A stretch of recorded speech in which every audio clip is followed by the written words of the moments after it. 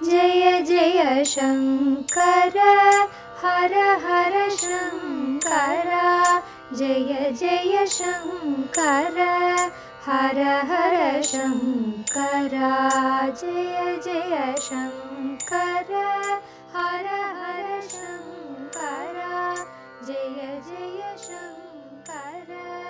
அத்வைத சாதனை தெய்வத்தின் குரல் 6ஆம் பாகம். சிற்றறிவு கடந்த மனனம், மன உணர்ச்சி கடந்த நிதித்தியாசனம். ஸ்ருதி, யுக்தி, அனுபவம் என்ற 3 வித பிரமாணங்களால் சத்தியத்தை தெரிந்து கொள்வது என்பதில் ஸ்ருதி ஸ்ரவணம், யுக்தி மனனம், அனுபவம் நிதித்தியாசனம் என்று சொல்வதுண்டு. ஸ்ருதியில் உள்ள மந்திரங்களையும் வைதிகமான பிரம்ம வித்யா விஷயங்களையும் குரு சொல்லி சிஷ்யன் ஸ்ரோத்திரத்தால், அதாவது காதால் கேட்டுக்கொள்வதால் ஸ்ரவணத்தை ஸ்ருதி என்று சொல்வது ரொம்ப சரியாக தெரிகிறது. யுக்தி என்கிற போது கொஞ்சம் விளக்கி சரியாக புரிந்து கொள்ள வைக்க வேண்டியிருக்கிறது. சாமானிய திசையில் நமக்கு இருக்கப்பட்ட புத்திவாதமாக ரேஷனல் திங்கிங், அதாவது பகுத்தறிவு சிந்தனை, அது இது என்கிறார்களே, அப்படிப்பட்ட புத்திவாதமாக பண்ணி ஒரு விஷயத்தை எடுத்துக்கொள்வதல்ல இங்கே சொல்லும் யுக்தி. அனுபவம் என்பதும் அப்படியே. நமக்கெல்லாம் வெறும் மனசின் லெவலில் மாறி மாறி ஏற்படுகிற எக்ஸ்பீரியன்ஸ் இல்லை இங்கே சொல்வது. சாதனை பண்ணி அடங்கி ஒடுங்கி பரிசுத்தியாகி ஸ்ரத்தா பக்திகளால் ரொம்ப இருக்கும் மனோபுத்திகள் அகங்காரம் அழிவுபட வேண்டும் என்ற உத்தேசத்திலேயே அகங்காரஸ்தானத்தில் குவிவதற்காக போய்கொண்டிருக்கும் போது எப்படி உசந்த லெவலில் அலசி ஆராய்ந்து அறியுமோ எண்ணுமோ அப்படிப்பட்டதையே இங்கே யுக்தி என்று சொன்னது.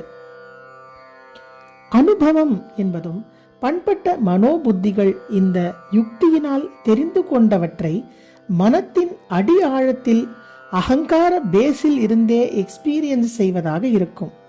அதையெல்லாம் பற்றி நான் ஒன்றும் லெக்சர் அடிப்பதற்கில்லை. நம்மிலே யாராவது பாக்கியசாலிக்கு அப்படி வாஸ்தவத்தில் வாய்த்தால் தானே தெரிந்து கொள்ள வேண்டியதுதான். சாந்தமாக நடுநிலையில் இருப்பதற்கு சாத்வீகம் என்று பெயர். அப்படி இல்லாமல் இப்போது நாம் எப்படி இருக்கிறோமோ அப்படி உணர்ச்சி வேகத்தில் தடுமாறிக்கொண்டே இருப்பதற்கு ராஜசம் என்று பெயர். இப்போது நம்முடைய புத்தி பண்ணும் யுக்தி ராஜசமானது, அதனால் தப்பானது. நாம் பார்த்து கொண்டிருக்கும் 3ஆம் ஸ்டேஜ்காரனின் புத்தியோ ராஜசம் நசித்து போய் சாத்விகமாகி விட்டது. ஆகையால் அது செய்கிற யுக்தியே வேறு தினசாக இருக்கும். சத்தியத்தையும் சாஸ்திரத்தையும் ஆக்ஷேபித்து பகுத்தறிவு என்ற சின்ன எல்லைக்கு உள்ளே இருந்து கொண்டு நாம் செய்கிற யுக்தியாக இல்லாமல் அவற்றை, அதாவது சத்தியத்தையும் சாஸ்திரத்தையும் அனுசரித்தே பகுத்தறிவுக்கு மேற்பட்ட விஞ்ஞானத்தினால் செய்யும் யுக்தியாக இருக்கும். அந்த புத்தியை பற்றி ஆச்சாரியால் சொல்லியிருக்கிறார்.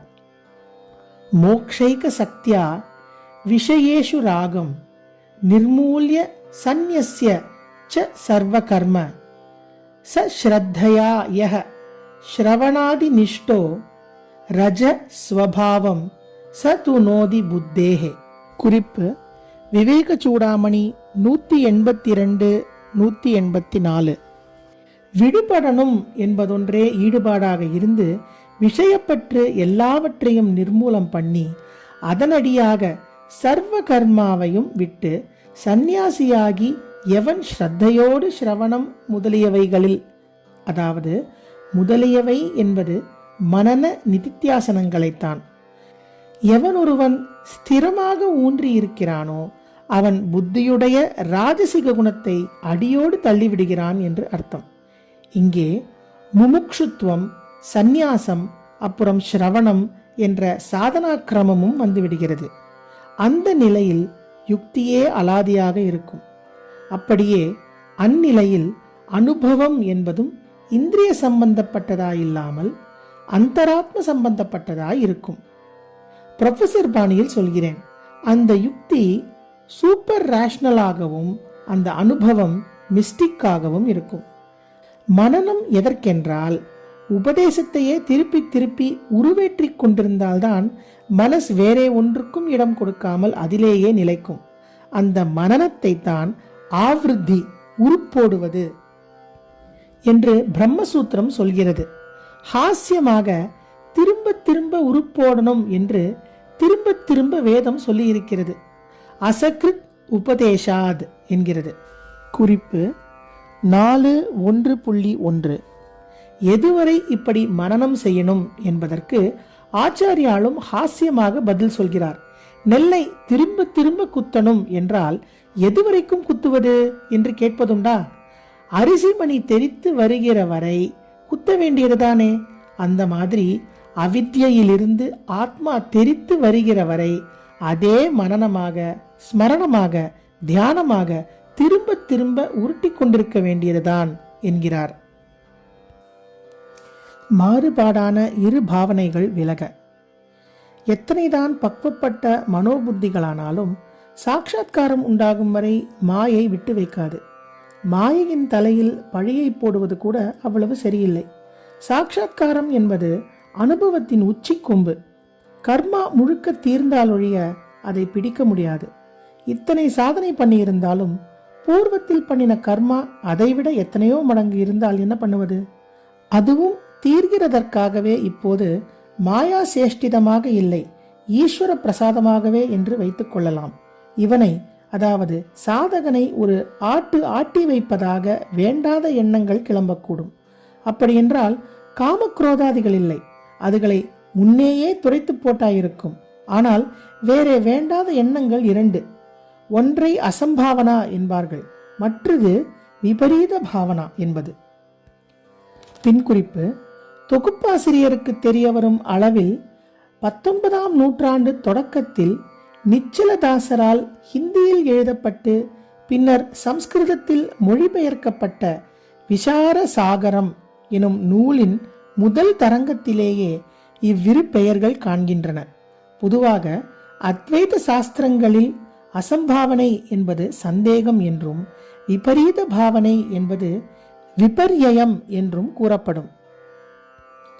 என்னவோ சாதனை சாதனை என்று பண்ணிக்கொண்டு போகிறோமே, நாமாவது பிரம்மமாவது எத்தனூண்டு ஆசாமி நாம்.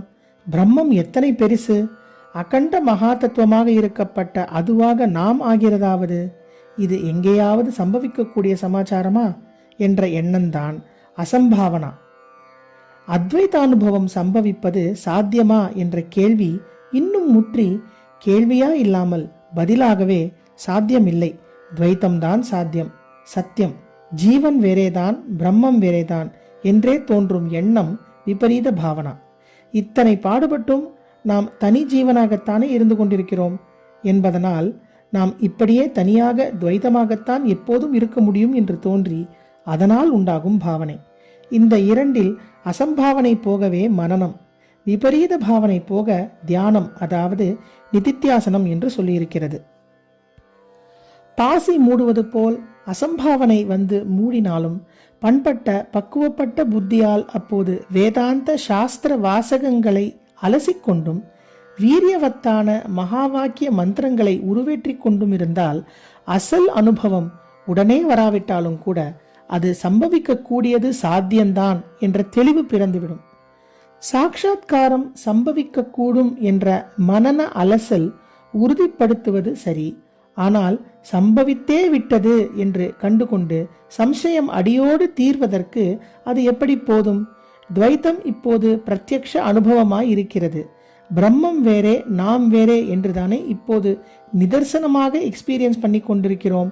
அத்வைத்தந்தான் சத்தியம் என்றால் அதுவும் எப்படி பிரத்யக்ஷ அனுபவமாக வாய்த்தால் ஒழிய எப்படி உறுதிப்படும்? அதாவது சாட்சாத்காரம் சம்பவித்தே விட்டது என்று ஆனால் ஒழிய விபரீத பாவனை எப்படி போகும்? ஒரே தியானமாக நிதித்தியசித்தால்தான் அந்த சொந்த அனுபவம் வரும், வேறே வழியே இல்லை. பஞ்சாமிர்தத்தின் கம்போசிஷனை தேன், பால், நெய் என்று தெரிந்து கொண்டு ஆகையால் அது தித்திப்பாகத்தான் இருக்க வேண்டும் என்று முடிவு பண்ணுவது மனனம். ஆனாலும் ஏதோ ஒரு சம்சயம், அது நிஜமாகவே தித்திக்கத்தான் செய்யுமா? தித்திப்பு வஸ்துக்களே ஒன்றோடு ஒன்று சேர்ந்தால் கசப்பாக கூட ஆகுமோ என்னமோ, யார் கண்டா? என்ற விபரீத சந்தேகம் உண்டானால் அப்போது தானே அதை ருசித்து பார்த்தால் ஒழிய எப்படி தெளிவு உண்டாகும்? இருந்துதான் ஆகணும் என்ற மனனத்தால் முடிவு கண்ட அந்த சத் வஸ்து அனுபவத்திற்கு வந்தே ஆகணும் என்று பூரண டெடிகேஷனோடு நிதித்தியாசனம் செய்தால் அது அப்பப்போ டேஸ்ட் காட்டியே தீரும்.